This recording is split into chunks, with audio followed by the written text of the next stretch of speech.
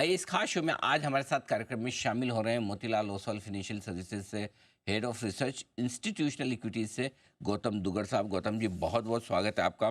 अगली दिवाली तक बाजार पे आपसे राय लूँ उससे पहले तो दिवाली की आपको अग्रिम शुभकामनाएं। पहले राय में लेना चाहूँगा आपसे, रिजल्ट सीजन पर, नतीजों की सीजन की शुरुआत हो चुकी है, 3-4 बड़ी कंपनियों के नंबर्स आ चुके हैं। बताएं सर, शुरुआत कैसे देख रहे हैं और पूरे रिजल्ट सीजन पर क्या है व्यू आपका? Anil ji, good morning morning sir. आपको और आपके सभी दर्शकों को दिवाली की अग्रिम शुभकामनाएं। और आने वाला समय और आने वाला साल आप सबके लिए बहुत मंगलदायी हो। ये result season Anil ji exact last quarter के वैसे ही लग रहा है, जहां एग्रीगेट बेसिस पे बहुत फ्लैटिश नंबर रहेंगे। से हमारे जो कवरेज यूनिवर्स के करीबन 300 स्टॉक है, उस पे हमने एस्टिमेट बनाया कि ये क्वार्टर में जीरो ग्रोथ होगी, बिकॉज ऑयल एंड गैस और मेटल से, कमोडिटी से बेसिकली एक बड़ा ड्रैग आएगा, जो लास्ट क्वार्टर भी था। तो एक्स ऑफ कमोडिटीज अगर आप देखते हैं तो ये क्वार्टर हमारा अनुमान है 11% अर्निंग्स ग्रोथ का। लास्ट क्वार्टर 14% था।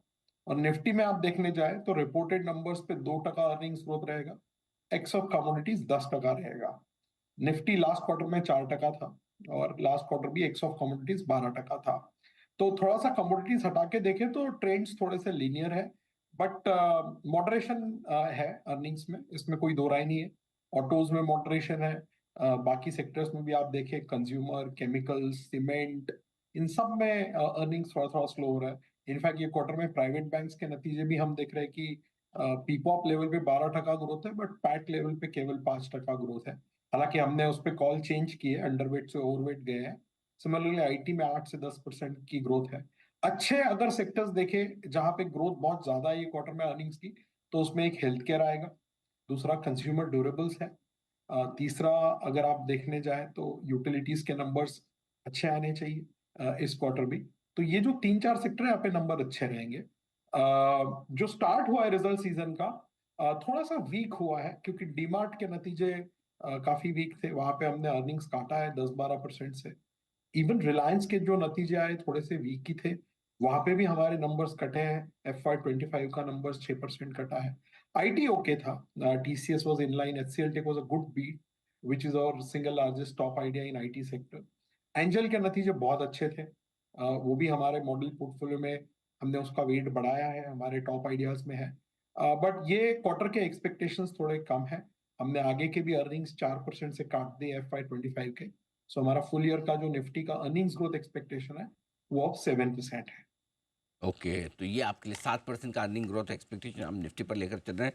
आईटी सेक्टर के नंबर्स अभी तक ठीक दिख रहे हैं, यहाँ पर कोई दिक्कत वाली बात नहीं। लेकिन रिटेल की आपने बात की, रिलायंस रिटेल के नंबर्स और साथ ही डी मार्ट के नंबर, दोनों इस स्पेस में क्या कुछ स्लो डाउन का इशारा कर रहे हैं? अनिल जी, स्लो डाउन से ज्यादा मुझे जो कंसर्न लग रहा है, वो लग रहा है कि जो क्विक कॉमर्स का इम्पैक्ट आ रहा है इन सब मॉडर्न ट्रेड कंपनीज में, ट्रेडिशनल कंज्यूमर कंपनीज में, वो अब नंबर्स में दिख रहा है।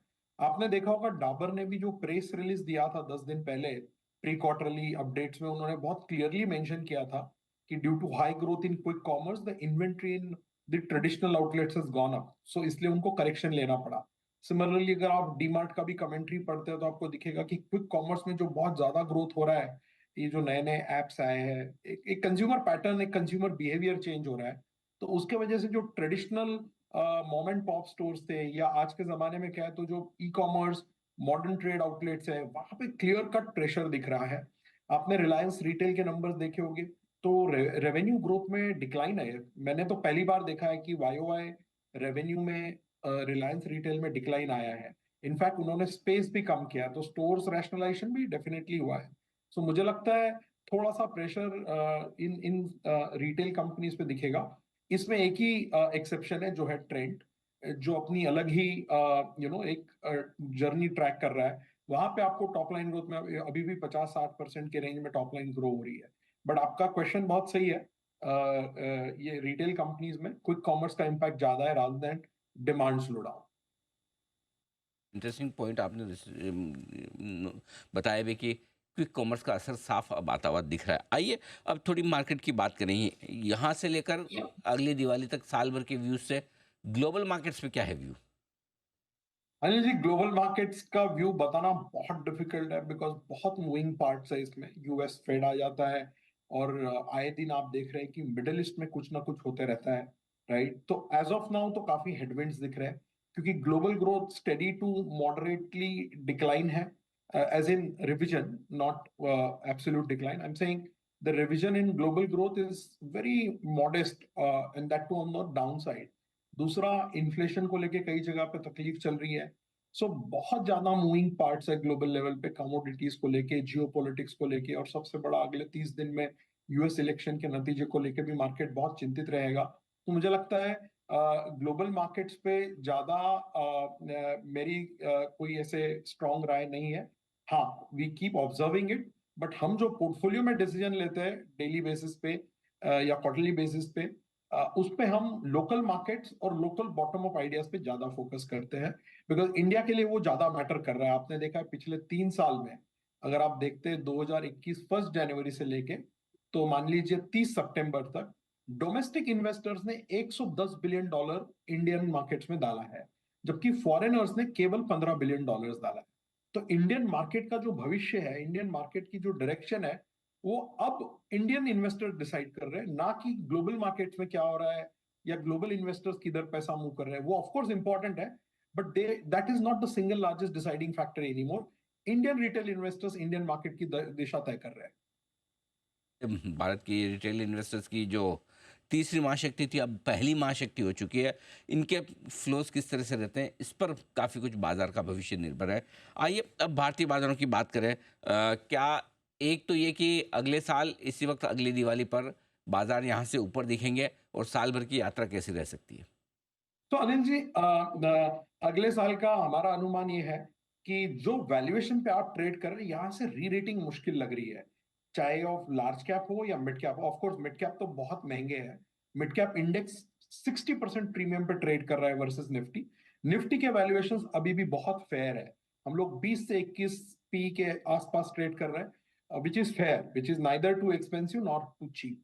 तो यहाँ से जितना अर्निंग्स ग्रोथ आएगा अगले 12-15 महीने में निफ्टी में, हमारा FY 26 का अनुमान है 18% अर्निंग्स ग्रोथ का, FY 25 का है 7% का। अगर आप एवरेज आउट कर लेते हैं तो करीबन 13% का अर्निंग CAGR दिखता है।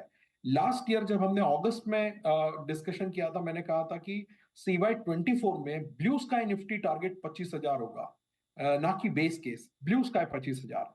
आज हम बात कर रहे हैं ऑलरेडी 25-26 हजार का रेंज है। तो जो ब्लू स्काई था वो बेस केस बन चुका है।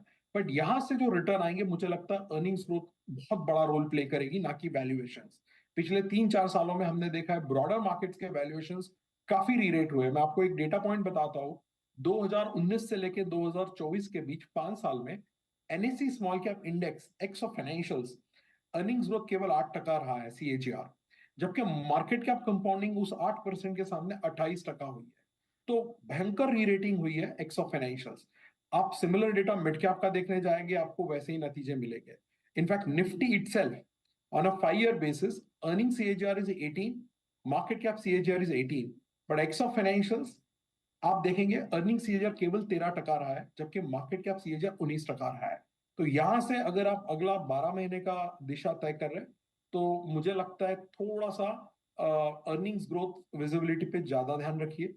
वैल्यूएशन से ज्यादा अपसाइड मुझे यहाँ से नहीं नजर आ रहा है। तो 12-13% अगर अर्निंग्स ग्रोथ का विजिबिलिटी अगले 2 साल का, तो मुझे लगता है मार्केट अगले 12 महीने में 12 से 15% के बीच रिटर्न देगा, जो कि काफी हेल्दी रहेगा इस लेवल से। ठीक बात है, तो ये बाजार में अच्छे रिटर्न्स। अब बताएं सर, इस पूरी प्रोसेस में क्या कुछ खरीदना चाहिए, क्या पसंद है आपको सेक्टर्स और स्टॉक्स?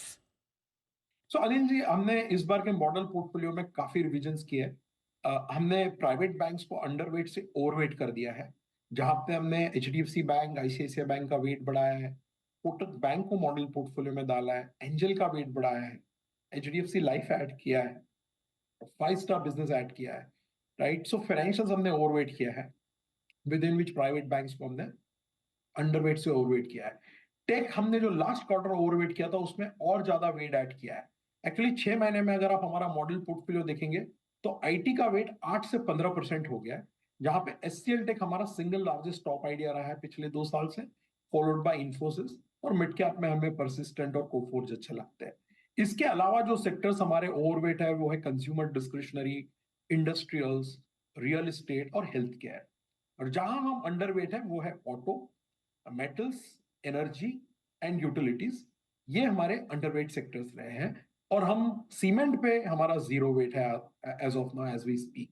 तो लगभग मॉडल पोर्टफोलियो का हमने जो वेटेजेस चेंज किए, नंबर ऑफ स्टॉक्स कम किए, कुछ सेक्टर्स में, कुछ स्टॉक्स में जहां हमारा कन्विक्शन बहुत हाई है वहां पे वेट कॉन्सेंट्रेट किया है। Even in otherwise underweight auto sector stance, our view on M&M remains very positive. We hold significant overweight on M&M since last 3 years. हमने TVS ऐड किया है। तो काफी सारी चीजें हमने की है। मिड कैप्स में भी हमने डिक्सन ऐड किया है in the industrial space. L&T का वेट बढ़ाया है। लेकिन हमारा बायस लार्ज कैप की तरफ ज्यादा है। 75% हमारे मॉडल पोर्टफोलियो में अब लार्ज कैप है और 25% मिड और स्मॉल कैप है। तो पोजिशनल लार्ज कैप पर ज़्यादा फोकस रखें अगले 1 साल के लिए। पैसा बनाना थोड़ा मुश्किल होगा, लेकिन जो पसंद है गौतम जी को, BFSI, IT, इंडस्ट्रियल और कंजम्पशन थ्योरी पसंद है। HCL टेक, ICICI बैंक उनकी लिस्ट में है। HCL टेक ने अच्छे नतीजे पेश किए। एंजल जिसके भी नंबर्स मजबूत आए। ट्रेंड जो सदाबहार स्टॉक है। जोमेटो फर्स्ट क्लास कर रहा है। महिंद्रा एंड महिंद्रा, डिक्सन और L&T जैसे शेयर पसंद है गौतम दुग्गड़ साहब को। बहुत बहुत धन्यवाद गौतम जी आपका समय देने के लिए और विस्तार से दिवाली बहुत स्पेशल बहुत शो में धन्यवाद हमारा जी, समय आपको देने। भी शुभकामनाएं। Thank you sir, thank you so much.